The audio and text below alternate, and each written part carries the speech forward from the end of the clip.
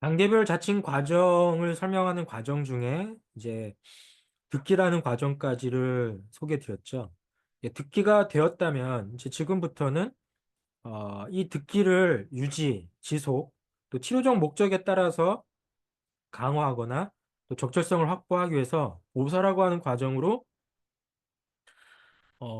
이어집니다. 사실은 보살을 통해서 듣기를 유발할 수도 있습니다. 그렇지만 이제 그런 이제 상호적 측면은 자칭 과정의 단계별 해석을 할 때 항상 혼란을 좀 더 줄 수 있기 때문에 궁극적으로 여러분이 뭐 보사는 듣기를 유발하는 과정이기도 합니다라고 나중에 이제 수용할 수 있지만 오늘 이 시간에는 전체적인 자침의 과정에 있어서 자입한 이후에 듣기를 유발하는 과정이 있었다면 이제 이 듣기를 유발한 상태에서 그걸 어떻게 치료적 목적으로 극대화할 것인가에 따라서 보사를 정의하고 있다는 거죠. 그래서 보사를 하기 위해서 침을 조작하게 됩니다. 이걸 보사숙이라고 하는 거예요. 즉, 숙이라고 하는 것은 침을 조작한다라는 의미의 한약적 표현입니다. 여기에는 궁극적으로 자입전 보사, 자입중 보사, 자침 후 보사, 출침 후 보사 등으로 세분화될 수 있죠. 될 수 있다고 얘기됩니다. 근데 이렇게 생각해 보면 자입전 보사는 사실 듣기 이전의 보사가 되는 거죠. 자입중 보사도 듣기 이전이나 듣기 중에 보사가 될 수 있잖아요.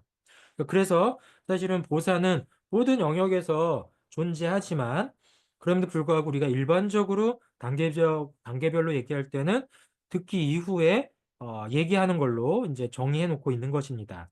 그래서 세부적으로는 다양한 보사법이 있구나라는 것을 참고하되 사실 오늘 이 시간에는 이 중에서도 주로 자입 중과 자입 후 보사를 중심으로 이제 이야기를 할 것입니다.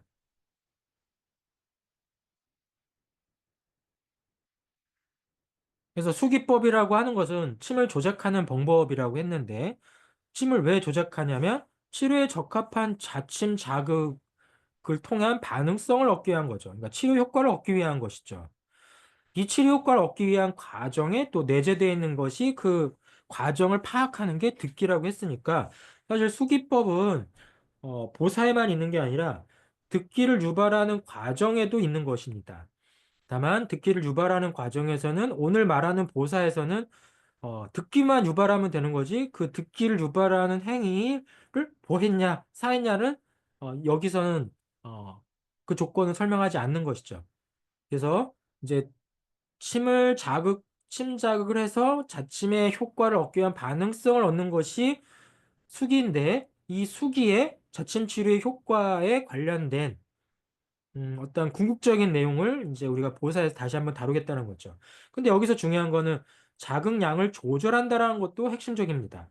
환자의 증상이 있는데 그 증상에 맞는 자극량을 하는 거죠. 예를 들어서 이렇게 얘기합시다. 여러분이 두통이 있습니다. 두통이 있어서 진통제를 먹기 위해서 약국을 방문했다고 칩시다. 약국에서 주는 어떠한 약물을 보면 거기 복용법이 있습니다. 어린 아이일 때 진통제, 어른일 때 진통제, 통증 주기에 따라서 복용 주기 이런 것들이 나열되어 있죠. 이것이 결국 뭐죠? 약물의 양이죠. 자침도 바로 이런 자침의 양이 존재해서 치료 효과에 역할을 한다는 거죠. 그래서 도스 디펜던트 하다라는 말을 쓰고 싶습니다. 약물 농도 의존성처럼 자침 자극량에 의존할 수 있다라는 얘기죠. 이것이 듣기에도 있지만 보사라고 하는 과정을 통해서도 우리가 설명을 해야 됩니다. 그리고 이 과정에서 또 수기법의 통칭이 결국 보사만 있는 게 아니라 앞에서 듣기였기 때문에 최기, 행기, 유기와 관련된 요소와도 다 관련되어 있습니다. 그래서 수기법은 결국은 듣기에서도 고려되는 변수처럼 보사에서도 고려돼야 되는 변수입니다. 그러면 이제 보사법이라는 것을 얘기하면 보아사는 핵심적으로 인체의 질병 상태를 실과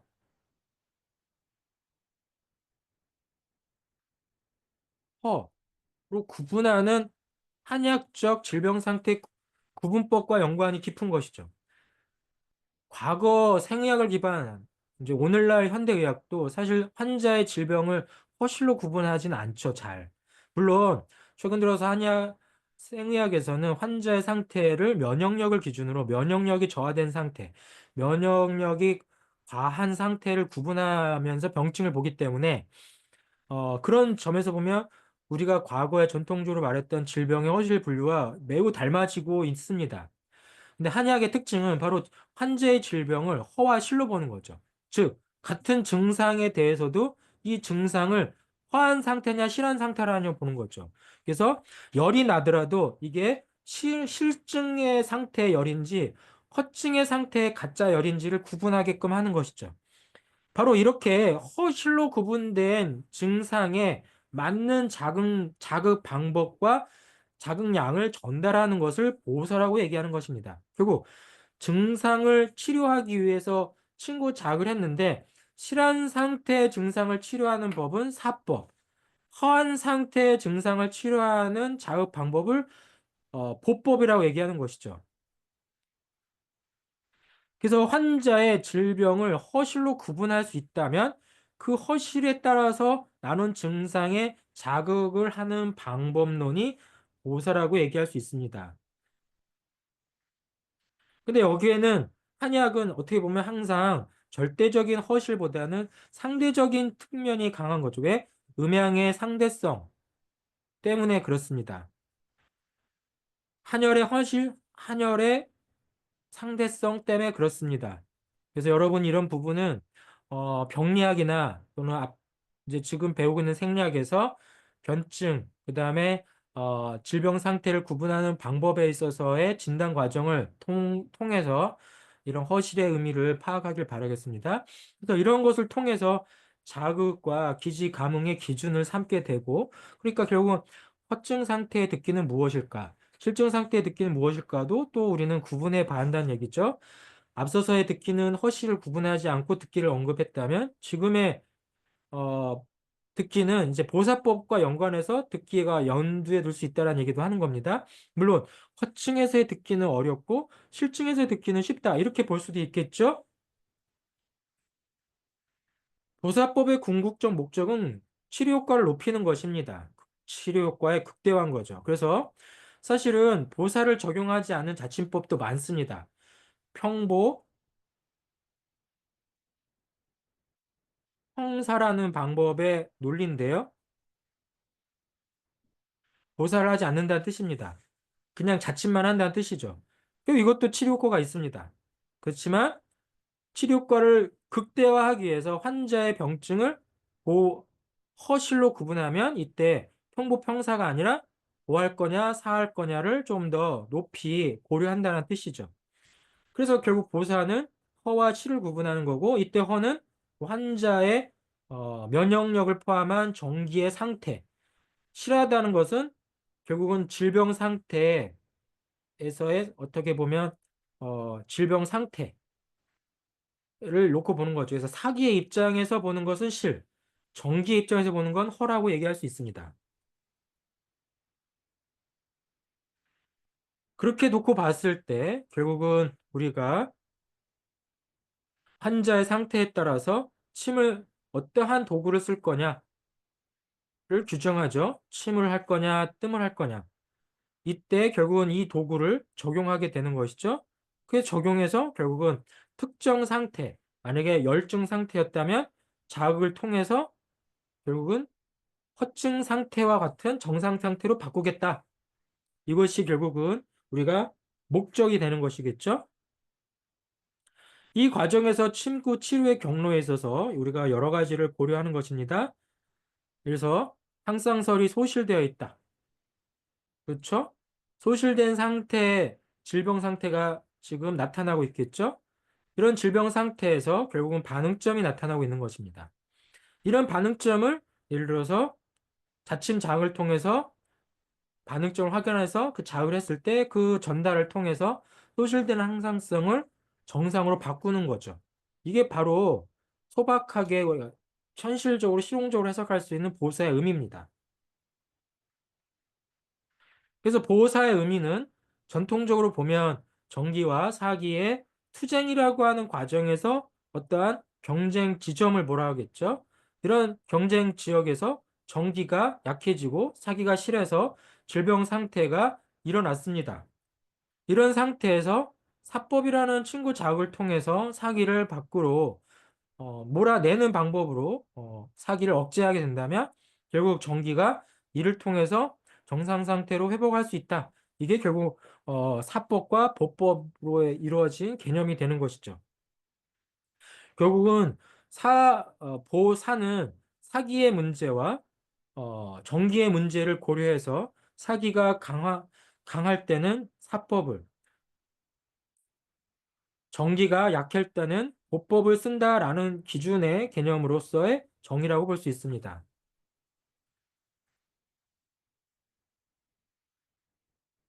보사법의 역사는 황제내경에서부터 시작이 됩니다. 황제내경에서 말하는 여러 가지의 보사법들이 오늘날까지 시대적으로 변천을 거치면서 내려오는데 가장 핵심적인 보사법은 호흡에서부터 출발합니다.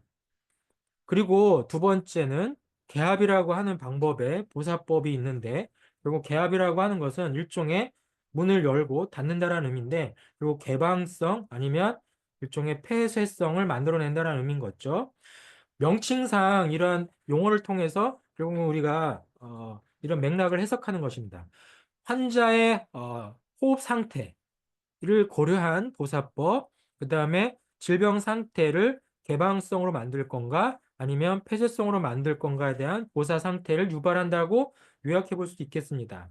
그 외에도 서질보사, 결국은 시술 자극을 빠르게 하거나 느리게 하는 조작법을 통해서 서질보사, 또한 이런 것을 또 시간의 의미를 부여하거나 아니면 질병의 어떻게 보면 전변 과정, 그러니까 질병이 악화되는 과정의 변화성, 그러니까 점점점 악화될 거냐 아니면 점점점 질병이 어, 치유 과정으로 변화될 거냐를 고려해서 그 반응성과 변화의 방향을 보고 그 방향성을 고려하는 영수보사. 그래서 서질과 영수는 결국은 방향성을 보고 있습니다. 질병의 상태 방향성. 그리고 이러한 과정 등이 이제 난경 이후의 후대에서는 다양한 보사법으로 등장하게 됩니다. 뭐 자모보사법, 이거는 오행의 상생 상극을 활용한 보사법. 그다음에 뭐 제사보사나 염전보사는 결국은 앞서서 황제 내경의 여러 가지 보사 개념을 좀 더 조작적으로 심을 조작하는 방법의 입장에서 해석한 방법입니다. 이러한 내용이 황용상 교수의 중국 침구 학술사 대강에서 후반부에 좀 더 구체적으로 설명되어 있어요. 여러분이 꼭 이 책의 내용을 통해서 오늘 소개해드리는 요약의 내용 등을 좀 더 진지하게 탐구했으면 좋겠습니다. 그 이유는 왜 그러냐? 결국 자침이라고 하는 것이 단순히 물리적 자극이라고 하는 것으로만 치부될 수도 있지만 한의학적 변증 이론, 굉장히 독특한 한의학적 병리관인 거죠. 한열, 허실, 그 다음에 표리, 음영과 같은 이런 다양한 개념의 변증 체계를 통해서 하나의 증상을 다양한 방식으로 이해한다라고 하는 측면에서 그 가치가 있다면 그 다양성에 개별적으로 접근할 수 있는 치료 도구가 결국은 이 수기법과 보사법에 담겨져 있기 때문에 그래요. 근데 그것을 올바르게 이해할 수 있으려면 역사적으로 보사법이 어떻게 시작되고 변천됐는지를 알아야 오늘날 잘못 전달되는 보사법 아니면 그 때문에 오히려 외면받고 있는 보사법을 여러분이 다시 한번 현실 세상, 현실에 가져다가 발전시킬 수 있다고 생각하기 때문입니다. 또 다른 시간에 보사법을 다시 소개할 시간이 있겠지만 지금은 개괄적인 측면에서 얘기하는 거기 때문에 여러분이 보사법의 역사와 내용을 황룡상의 중국 친구 학사 대강을 통해서 좀 더 심화 학습해 주기를 당부합니다. 그러면 단순 보사법에 대한 얘기를 도식적인 그림을 통해서 한번 소개해 보겠습니다. 사실 보사라고 하는 것은 보는 뭐라고 했죠? 결국 전기가 부족해진 상황이죠. 사법이라고 하는 것은 무엇을 목표로요? 예, 사기가 어, 과, 과하, 과, 과잉된 상태라고 얘기했죠. 그러면 결국 보법이라고 하는 것은 부족한 전기를 강화시켜주는 방법. 사법이라고 하는 것은 넘쳐나는 과잉된 사기를 제거해주는 방법이죠. 서질은 바로 이러한 개념을 염두에 두고 개념화했습니다. 즉, 침해 과정이 어떻죠? 다시 한번요. 천천히 천천히 넣었다가 빨리 빼죠. 결국은 보라고 하는 것이 결국은 자극의 시간이라고 생각하면 천천히 집어넣는 시간 자체는 자극을 집어넣는 과정. 그러니까 부족한 전기를 일깨우기, 그러니까 이렇게 채우기 위한 자극의 의미로서의 목적을 가지고 천천히 자극을 하고 빼줬다면 사법은 자극을 빨리 넣은 뒤에 뺄 때는 천천히 빼는 거죠. 결국은 뭐죠? 천천히라고 하는 그 자극의 과정이 결국 내재되어 있는 질병 상태에 많은 자극을 통해서 그걸 통해서 질병 상태를 억제하는 쪽으로 가겠다.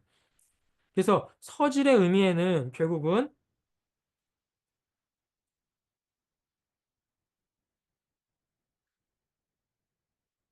천천히 자극하고 빨리 빼는 자극은 결국은 자극을 통해서 결국은 전기를 강화시킨다. 그 다음에 사법에서는 빨리 넣고 천천히 뺨으로써 결국은 질병 상태에 과잉된 질병 상태를 억제한다. 그럼 여기서 얘기하는 건 결국은 자극의 자극을 주는 시간이 결국은 이 보와 사의 의미를 부여하고 있다는 거죠. 찔러 넣냐 뺐냐보다 자극을 넣어주는 입장은 보. 자극을 통해서 결국은 질병 상태를 억제하는 과정으로 이렇게 체표면으로 빼는 과정을 하나의 표면했다. 그래서 자극을 넣어주는 과정은 보법으로 자극을 통해서 어떻게 보면 질병 상태를 억제하겠다는 목적의식을 가지고 있는 과정은 사법이라는 논지로 얘기해 볼 수 있는 게 서실보사입니다. 이러한 핵심적인 얘기들이 사실은 다양한 방식의 보사로 정의되고 있다는 것을 여러분이 생각해 보시면 좋겠어요.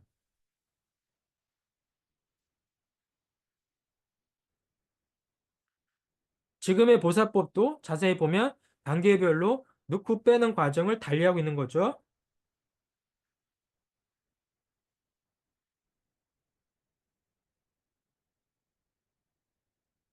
천천히, 빨리, 5, 빨리, 천천히, 4, 단계별로 들어가는 천천히, 5, 그리고는 빨리 빼죠. 빨리 집어넣은 상태에서 천천히 빼주는 과정. 그래서 조작의 과정이 결국 보사다. 조작이라는 건 뭐죠? 결국은 자극의 과정이 보와 사를 결정하더라. 라고 얘기하는 겁니다. 사실 이 표현이 굉장히 어려워 보일 수 있지만 이 표현을 이해하려면 앞에서 말한 것처럼 황상 교수의 설명을 다시 한번 여러분이 들어보는 게 핵심입니다. 제사법이라고 하는 것은 이 과정에서 서질보사를 활용해서 결국 침을 넣고 빼는 방법입니다. 아, 재는 빼는 방법, 삽은 넣는 방법이죠. 그래서 넣고 빼는 과정의 폭과 속도를 조절하는 것. 이것이 제삽의 의미입니다. 결국은 침을 넣고 빼는 과정을 조절하는 거죠. 아까 말한 것처럼 조작의 과정을 통해서 보와 사를 정했다고 하면 그 조작의 과정은 시간성이죠. 자극을 주는 시간성. 넣는 과정의 시간이 많다면 보, 빼는 과정의 시간이 많다면 사라고 규정하고 있다는 거죠. 이러한 과정을 통해서 넣고 빼는 과정의 시간성을 주목하는데 넣고 빼는 것을 반복하면 제삽이 됩니다. 넣고 빼는 것을 반복하는 과정이 제삽이 되는 거죠. 그래서 단순 제사보사법을 한번 보겠습니다. 보법에서는 넣고 넣는 과정이 반복되고 있죠. 넣는 과정이 반복되고 있습니다. 그리고 빼는 과정은 한 번에 끝나죠. 그래서 제사보사에서는 자입하고 빼는 과정에 자입의 방법, 빼는 방법은 반복되지 않을 때 이건 보의 성격을 띠는 거고, 사법은 넣은 뒤에 발침하려는 행위와 같은 그러니까 어, 재라는 과정이 반복되는 과정이죠. 그리고 한 번에 빼죠. 어쨌든 빼는 과정이 반복되는 과정은 결국은 재가 반복되는 거죠. 이 과정은 사보가 된 겁니다. 그래서 보사는 결국은 어떤 과정의 반복성을 가지고 하되 이 과정이 결국은 밖에서 안으로 가느냐, 안에서 밖으로 가느냐에 대한 방향성을 염두에 두고 재사업을 얘기하고 있다는 것이죠.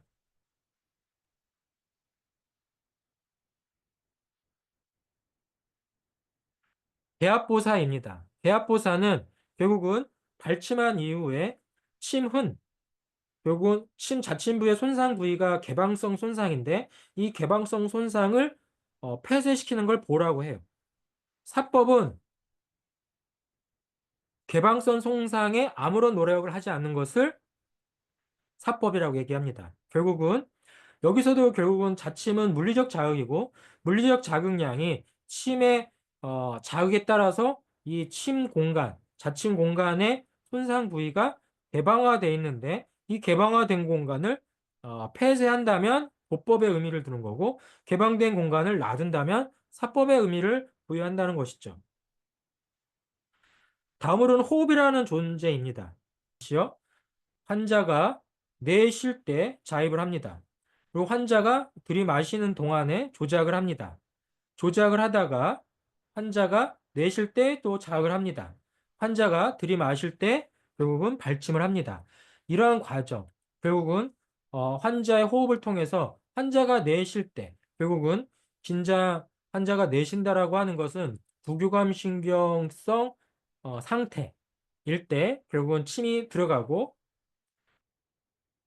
화법은 환자가 들어 마실 때 자침을 합니다. 환자가 호흡을 들어 마실 때는 교감신경성입니다. 결국은 교감신경이 톤이 올라간 상태에서 자입을 하는 거고 보법은 부교감신경이 톤이 올라갔을 때 자극하는 방법이라고 요약해 볼 수 있습니다. 물론 이러한 해석은 전통적인 어, 어, 해석이 아닌 제가 여러분들한테 좀 더 이해하기 쉽게 하기 위한 해석입니다.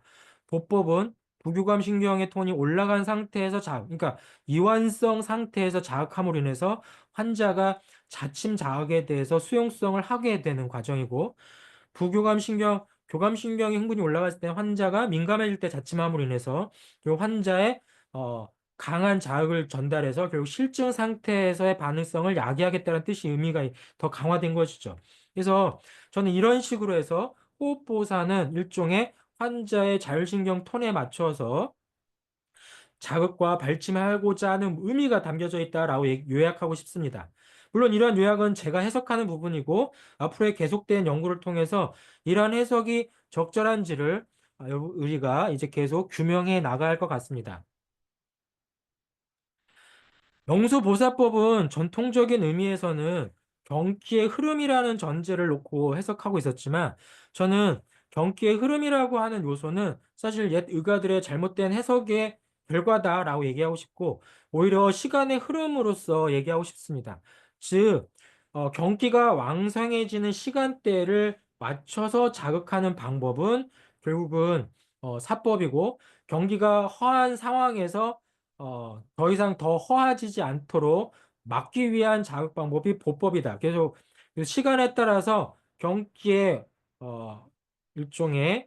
일종의 이제 왕성함과 쇠함을 염두에 두고 왕성함을 기준으로 자침하는 법, 쇠함을 기준으로 자침하는 법을 만들기 위한 전략이 보사법이다. 그래서 저는 시간의 흐름이라고 얘기하는 거고 이때 시간의 흐름에 요 경기가 왕성하고 경기가 쇠하는 구조가 우리가 자연 현상에서 보면 밀물과 썰물과 같은 현상이라고 이야기할 수 있는 거고 이러한 현상을 더 추론하면 결국은 밀물과 썰음은 결국 물의 흐름처럼 인식될 수 있으니까 결국 물의 흐름에 따라서 가는 법을 염두에 둔다라고 여러 가지 해석하는데 결국 여기서 핵심은 시간에 맞춰서 자침하자라는 의미를 저는 얘기하고 싶습니다. 그래서 시간에 맞추면 보법, 시간에 맞추지 않고 예상해서 그 과정을 이제 방어하면 사법이다라고 얘기하고 싶습니다. 이러한 해석은 논란의 여지가 아주 많기 때문에 여러분, 결국은 보사라고 하는 것은 환자의 질병 상태를 허하고 실한 것을 구분했다고 얘기했잖아요. 그러니까 그 구분을 기준으로 해서 치료적 목적, 허한 질병은 강화하고 실한 질병은 억제하겠다는 목적을 결국은 어, 제사의 목적, 그다음에 치매 조작의 어, 어떤 속도의 문제, 그리고 결국은 호흡의 문제, 그다음에 시간의 흐름으로 해석해왔다라고 얘기 드리고 싶습니다. 그래서 영수의 의미를 다시 한번 옛 문헌을 통해서 보면은 사자영지, 보자 수지라고 얘기한 것처럼 영은 맞이한다는 뜻이에요.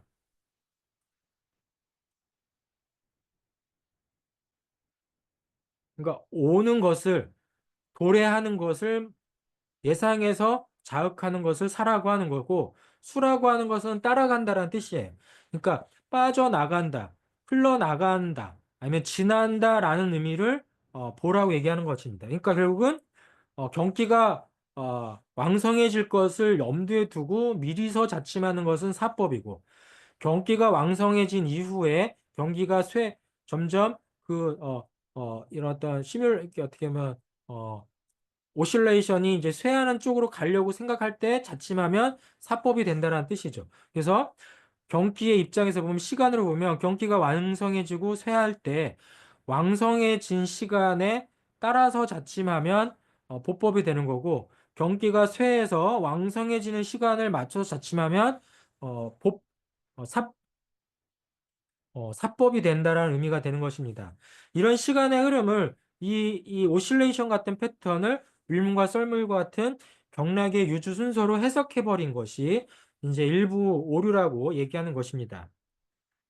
그래서 영수에는 다양한 의미들이 있다라고 하는 것을 얘기하고 싶은데 결론적으로 영수의 뜻과 방법이 의사학적으로는 일치하지 않아서 사실은 굉장히 영수에 대한 논란이 많다. 그래서 여러분한테는 영수는 보사법의 총칭으로 이해하고 실질적으로 특정한 방법에만 기속하지 말자라고 하는 주장도 있으니까 참고하고요.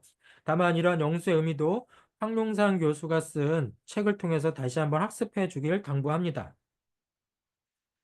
다음으로 보사법의 또 하나의 방법인 많은 임상 한의사들이 쓰는 방법론 중에 하나가 염전 보사법입니다. 염전이라는 말은 시계 방향으로 침을 돌리냐, 반시계 방향으로 침을 돌리냐의 문제인데 침은 결국은 구조적으로 보면 원통형이죠. 그 원통형의 침을 결국은 가장 조작하기 쉬운 방법이 두 가지입니다. 침을 넣고 빼는 방법과 침을 돌리는 방법이죠. 사실 이 두 가지 패턴 중에 넣고 빼는 거는 제삽이라는 말로 쓰여졌고 염전은 돌리는 방법으로 쓰는데 침을 돌리는 것을 어느 방향으로 돌렸냐에 따라서 보사를 규정했다고 얘기하는데 사실 저는 이 특정 방향으로 돌리는 것이 특정 보사로 1대1 대응한다고 규정하지 않습니다. 많은 사람들은 시계 방향으로 돌린 것은 보, 반시계 방향으로 돌린 건 사라고 주장하고 있지만 사실 이거는 아직은 우리가 규명할 수 없는 그냥 주장이기 때문에 오히려 오늘날은 시계 방향이든 반시계 방향으로든 돌려서 그 반응성을 환자의 반응성을 만들어냈다면 그 반응성에 의존해서 보살하고 주장하지 시계 방향에 의존해서 반시계 방향에 의존해서 보살하고 처음부터 규정하지 않도록 주의하는 게 좋습니다. 오히려 회전의 방향은 결국은 침을 근섬유를 통해서 침을 엉키게 하는 아니면 연부 조직에 있는 결체 조직을 통해서 침을 얽히게 하는 현상인 거죠. 이 얘기는 앞에서 어, 랑게빈이라는 연구자를 통해서 침의 침의 조작을 통해서 결체 조직에 기계적 물리자극을 줬을 때 그것이 결국은 직간접적으로 감각신경에 자극을 주고 그 과정에서 중간 정도의 과정에서 다양한 신경 전달 물질을 야기하는 과정으로 치료 효과를 나타낸다고 했잖아요. 바로 이 기계적 자극의 전달 과정의 핵심이 염전을 통해서 연부 조직의 결체 조직을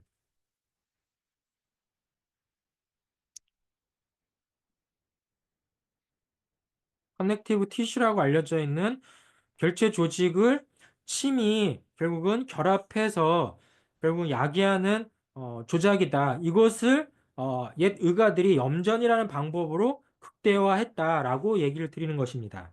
그래서 오늘날 의미로 보면 침의 방향성보다는 결국은 어떻게 얽힘 현상을 만들어서 결체 조직과의 상관성으로 듣기를 유발했냐에 따라 그 듣기 유발의 결과물이 환자의 질병 상태에서 허증 상태는 항진으로, 항진된 상태는 억제 상태로 유발했는가로 우리가 염전을 이해하면 좋겠습니다. 그럼 그런 과정에서 보법은 방금 말한 것처럼 시계 방향으로 돌린 것 같다는 느낌으로 돌리지만 또 사법은 반시계 방향으로 돌린 것 같다라고 느끼지만 결국은 이것은 전통적인 어, 연역적 추론일 뿐 결국 결과적으로는 어느 방향으로 돌리든 염전은 결국은 이 결체 조직의 얽힘을 통해서 치료적 반응성을 나타낸 거다라고 얘기하고 싶습니다. 근데 이렇게 기본적인 보사법, 어, 제삽보사와 같은 방법, 개합보사와 같은 피부를 누르는 방법, 그다음에 호흡보사와 같은 환자 호흡을 살피면서 자침하는 방법, 염전과 같이 침을 돌리는 방법을 혼용해서 굉장히 많은 후대 한의학의 보사법들이 등장합니다. 그걸 우리는 복합적인 보사법이라고 얘기하고 이런 복합적인 보사법들은 한의학의 상수, 특히 홀수는 양,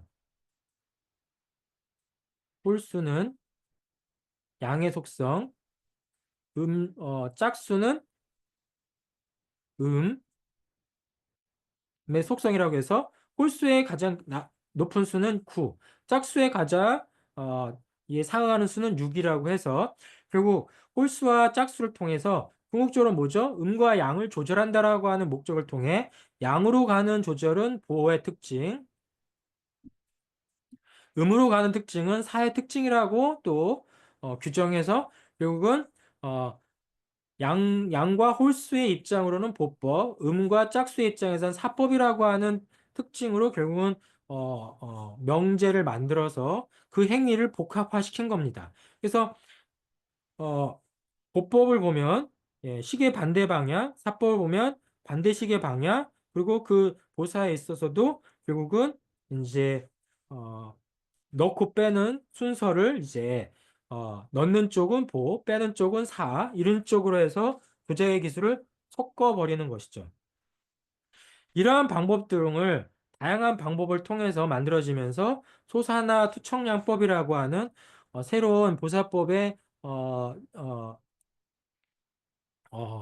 방법으로 개발했는데 소사나는 지금 말씀드린 것처럼 보법의 대표적인 거고 투척량은 사법의 대표적인 건데 왜 이런 개념이 됐냐면 여기는 여기는 량이라고 하는 한이라고 하는 요소로 제목을 만든 거죠. 그래서 소사나는 결국은 보양의 방법, 투척량은 결국은 열을 뺀다. 그러니까 사기와 관련된 개념으로서 열을 빼는 방법으로 그러니까 개념으로 해서 보사를 개념으로 하고 이런 소사나와 투척량은 지금 말씀드렸던 서질, 제사, 염전, 개합 등 다양한 단순 보사법을 섞어서 어, 보사를 만들어내는 방법들입니다. 그래서 소사나를 종합해 보면 지금과 같은 개념이 되는 것이죠.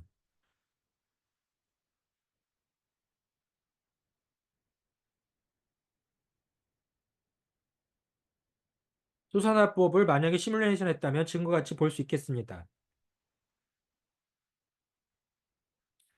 그래서 서질, 제사, 염전, 개합이라는 전체적인 과정에서 보의 요소를 중심으로 지금 조작이 이루어진 것을 여러분이 연상할 수 있고요.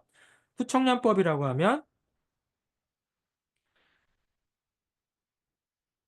제삽과 염전에서 시계 방향, 반시계 방향, 그 다음에 빼는 방향,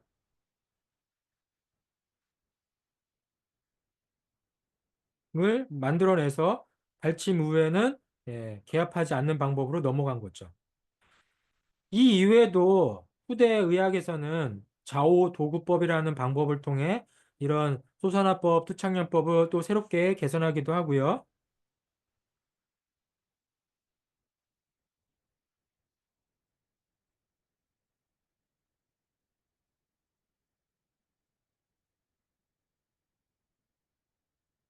개선하면서 아주 복잡한 수기법들을 만들어 왔습니다. 그래서 오늘날 어떤 보사법과 관련된 수기 문헌을 도서자를 보면 100종류가 넘는 보사법이 종료한다라고 할 만큼 사실 오늘날 이 모든 보사법을 숙지하기는 쉽지 않습니다. 그럼에도 불구하고 핵심은 뭐라면 질병 상태를 허와 실증으로 구분하고 그에 맞는 질병 상태에 맞는 자극량을 전달하겠다. 도수 디펜던트한 자극량을 전달하겠다라는 것이 핵심이라고 볼 수 있겠습니다. 이러한 보사법들이 사실은 너무 어렵다 보니 오늘날 대부분의 한의사를 비롯한 임상 한의학은 평보평사라고 하는 방법을 쓰지만 결국 이 얘기는 질병 상태를 허와 실로 구분하기보다는 자침 자극을 통해서 환자 스스로가 그 자극량에 맞춰서 평형 상태, 결국은 질병 상태의 회복을 유발하는 쪽으로 간다라고 얘기할 수 있을 것 같습니다. 이러한 보사법은 자침뿐만 아니라 뜸에서도 등장하게 되고, 뜸에서의 보사법들은 일종의 환자가 시술 과정을 견디는 과정, 사법에서는 환자가 시술 과정을 견딜 수 없기 때문에 빨리 이 열자극을 꺼주는 과정을 통해서 보사법을 만들어내기도 합니다. 결국은 뜸에서의 보사법도 역시나 환자의 질병 상태에 따라서 환자가 전기가 부족해진 상태에서는 결국은 이 자극에 대해서 충분하게 감각이 저하된 상태인 만큼 그 온 전체 열자극을 전달하는 과정이라면 사법에서는 환자가 실증 상태에서 예민해진 만큼 열자극을 주더라도 환자가 그 모든 열을 견딜 수 없는 만큼 빠르게 열자극을 꺼줌으로 인해서 적절한 자극으로 전환한다라는 의미로서 어떤 환자 상황에 맞춰서 자극하는 방법이었구나라는 식으로 해석해 볼 수 있는 여지가 있습니다. 이처럼 보사는 결국은 어, 침과 뜸 전체에 있지만 이럼에도 불구하고 우리가 좀 그동안에 인식하는 하나의 몇 가지 오류들이 있는데 침은 사만하고 뜸은 보만한다라고 하는 뜻의 의미들이 있습니다. 그렇지만 오늘 이야기 드린 보사법처럼 듣기 과정을 통해서 환자의 질병 상태에 맞는 치료적 자극과 반응을 유도하는 거고 그 치료 효과를 극대화하기 위해서 보사라는 과정을 쓰는데 이때 전제는 환자의 질병 상태를 허증과 실증으로 나눴다면 자침 자극은 그 실증에 맞는 자극, 허증에 맞는 자극으로 존재하는 거다. 그래서 일반화하지 말자라는 얘기를 드리고자 합니다. 그래서 어, 일반적으로는 이런 얘기를 하지만 이는 절대적인 것은 아니다라는 얘기를 다시 한번 드리고 이 과정에서 보사수기가 끝나고 나면 이제 다음 단계는 유침의 과정이 되는 것이겠죠. 유침이라고 하는 것은 이제 남은 그 침 치료, 침이나 뜸의 치료에 남아있는 과정을 유지함으로 인해서 환자에게 이제 치료를 마무리하는 과정이라고 할 수 있겠습니다. 보통 유침의 과정은 환자의 질병 상태에 의존하고 있습니다. 환자의 반응 상태에 의존하는 만큼 반응 시간의 확보를 유발한다라고 얘기할 수 있는데 유침법은 침을 자입했다가 즉시 빼는 과정도 있지만 이런 단자법이라 얘기하지만 침을 인체 내에 계속 두는 방법도 있는 것이죠. 평생 매입하는 침은 매침법이라고 얘기해요. 그래서 매침법의 옛날 문헌에는 금침, 피내침 등이 있었고요. 오늘날에서 보면 이제 단자법부터 매침법까지 평생까지 가는 여러 종류가 있는데 유침은 바로 이 중간 단계의 의미를 얘기한다고 볼 수 있겠습니다. 임상 연구에서 보면 각 질병마다 최적의 유침 시간이 존재하고 이 유침 시간이 결국 치료 효과와 연관되어 있다라고 얘기하는 것입니다. 일반적으로 근골격, 그러니까 일반적인 것입니다. 본 골격계 진통 작용도 유침 시간이 다 다릅니다. 그렇지만 일반적으로 얘기할 때 근골격계의 진통 작용은 대략 20분에서 30분을 적정선으로 평가하고 있고, 중풍 후유증과 같은 질환에 대해서는 60분의 유침을 야기하는데, 대부분의 중풍 후유증은 허증과 관련돼 있어요. 허증 상태와 관련돼 있어요. 그래서 허증일 때는 가능한 오랫동안 유침한다라는 얘기를 생각해서 중풍의 후유증에서는 60분의 유침을 염두에 두는 것이죠. 그다음에 실증 상태일 때는 좀 더 짧게 한다라는 특징 때문에 말초 안면신경 마비와 같은 경우는 일반적인 진통보다는 좀 짧은 시간으로서 유침을 한다라고 얘기할 수 있겠습니다. 그래서 만성 질환과 불면증에서는 오랜 유침을 일반적으로 유도한다라는 얘기를 임상사례에서 많이 언급하고 있는 것이죠. 열증에서는 단자와 유침 시간이 짧은 질환을 언급한다라고 얘기합니다. 그래서 패턴을 계속 볼 수 있죠. 결국은 허증일 때는 유침이 길어지고 실증일 때는 유침이 짧아진다라고 얘기할 수 있겠습니다. 그리고 단시간에 유침하는 경우는 어린 아이의 경우인데 여기서 허약자가 갑자기 등장해서 혼란이 오죠. 이때는 만성 질환의 허약자기보다는 전신 상태가 예민한 상태의 허약자라고 얘기하고 싶습니다. 결국은 침 치료에 민감도가 큰 사람을 큰 허약한 사람으로 정의하는 게 바람직합니다. 그래서 실증, 열증, 표증, 급성, 발작, 어린아이나 그다음에 신체적으로 민감한 허약자는 단시간에 유침, 허증, 한증, 리증, 만성 통증, 경련성, 그다음에 건장한 사람이라고 얘기하지만 여기서 말하는 이제 이 건강함이라고 하는 것은 침을 어, 충분히 잘 견딜 수 있는 그러니까 여기서 말하는 허약자와 반대죠. 침을 잘 견딜 수 있는 사람은 오래 유침한다라고 얘기할 수 있겠습니다.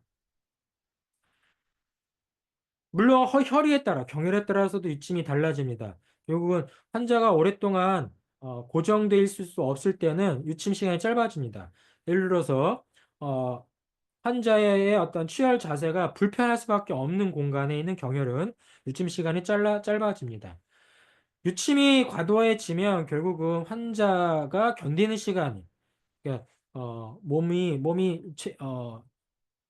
취열 자세 유지 시간이 오래지기 때문에 이로 인해서 과다한 피로가 생길 수 있다라고 얘기하는 점을 고려해야 된다는 것고 또한 어떤 측면에서 보면 오랜 유침은 결국은 계속적인 지속적인 자침 시간이기 때문에 환자가 만약에 정신이 민감하고 그다음에 침에 대한 견딤이 물리적 자극량을 견디기 어려운 경우라면 결국 그것이 결국은 이러한 의미로 해석되는 거죠. 과다해서 정기를 상한다. 라고 얘기할 수 있겠습니다. 마지막으로 이제 퇴침과 발침입니다. 그리고 유침까지의 시간을 통해서 치료의 시간까지가 완성이 됐다면 이제 침을 이제 빼고 마무리하는 시간이죠. 그래서 이걸 퇴침, 발침이라고 얘기하는 거고 퇴침의 과정에서나 발침의 과정에서도 보사법이 존재했었죠. 왜냐하면 제사보사가 있었고 계합보사가 있었기 때문에. 그러니까 사실은 보사라는 전체 개념은 치매 준비부터 침을 끝내는까지 다 모든 요소에 들어가 있지만 여기서 말하는 퇴침과 발침은 그럼에도 우리가 보사의 의미보다는 퇴침과 발침하는 행위를 통해서 우리가 주의하고 주목해야 되는 지점입니다. 그것은 피하로 침을 빼는 만큼 이제 자침 이후에 환자의 상태를 관리해야 된다는 거죠. 발침을 했다고 해서 그 피부 부위가 그대로 있는 건 아니죠. 침에 조작을 했고 조작으로 인한 환자가 경험했던 여러 가지 감각 현상, 또 침공과 같은 침의 손상 부위가 피부에 있는 만큼 이런 것들을 다 관리해야 된다는 거죠. 그래서 퇴침법과 출침법, 발침법이라는 주제를 걸고 이러한 과정을 어떻게 최소화하고 부작용을 줄일 거에 대한 설명 등을 하고 있습니다. 일반적으로 지금은 CNT적인 입장과 그다음에 의사와 환자의 관계성의 입장에서 퇴침과 발침에서의 주목해야 될 몇 가지를 세 가지로 정의합니다. 일단 위생입니다. 소독용 침으로 약간 힘을 주어 발생할 수 있는 출혈을 방지합니다. 출혈이 안 나는 경우도 있지만 경우에 따라서 자침 이후에 피부 혈관을 비롯한 피하 혈관이 파열돼서 출혈이 날 수 있을 때 이것을 미리 예측해서 방지하고 출혈이 나더라도 빨리 지혈하는 방법으로 찾아서 출혈이 혈종이 되거나 멍이 되는 것을 방지해야 되겠죠. 그리고 나아가서 이 부위에 대한 불쾌감이 있을 때 결국은 지압을 통해서 잠시 눌러주는 행위를 통해서 불쾌감을 더 줄여줄 수 있습니다. 그리고 그 과정에서 앞에서도 말한 것처럼 풀침 과정에서 자침 부위의 침공, 상처를 누르면 폐쇄해주는 개념으로서의 보법. 노출하는 경우라면 개방성 문제로 인해서 사법처럼 해석될 수도 있다. 물론 결국 개방성 상처와 그 다음에 상처 부위를 일종의 밀폐시키는 일종의 감염을 예방하는 방법으로서도 해석할 수 있는 요소가 있습니다. 얕게 자침한 경우는 한 번에 발침해도 됩니다. 왜냐하면 자침 깊이가 얕기 때문에 얕은 부위에서 뽑는 거는 쉽죠. 근데 만약에 깊은 부위에 있는 침을 뽑을 때는 한 번에 뽑다가 이 침이 얽혀 있을 수 있다고 했지 않나요? 어, 염전보사나 또 다양한 보사법을 통해서 얽혀져 있는 상태에서 이게 얽힘이 풀리지 않았는데 한 번에 뽑다 보면 환자가 굉장히 큰 불쾌감과 강한 통증과 또 조직의 손상을 염두에 둘 수 있습니다. 그래서 이때는 침의 발침은 한 번에 뽑는 게 아니라 단계적으로 천천히 단계적으로 침끝을 연부 쪽으로 피부 쪽으로 천천히 피하까지 퇴침한 뒤에 얕은 부위까지 온 뒤에 빼주는 것이 핵심입니다. 그래서 지금 말한 세 가지는 우리가 음, 안전과 의사 환자 관계성에서 환자의 불쾌감을 줄이기 위한 하나의 방지책으로 퇴침과 발침을 강조했는데요.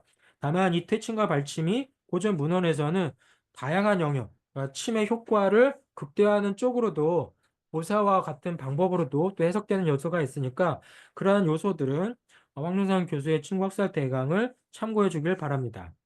지금까지 어, 자침 과정의 전체 과정을 소개해 드리면서 우리가 이런 단계적 자침 과정을 학습함으로 인해서 여러분이 자침이라는 행위가 그냥 하나의 이벤트가 아닌 의사와 환자가 만나서 환자의 질병 상태를 파악하고 그것을 치료하고 환자가 치료를 통한 회복의 과정까지 가는 전체 과정을 일관된 하나의 어, 프로세스로 보는 것이 결국은 자침이다라고 얘기할 수 있고 그 과정을 단계별로 설명드렸습니다. 이상으로 마무리하겠습니다.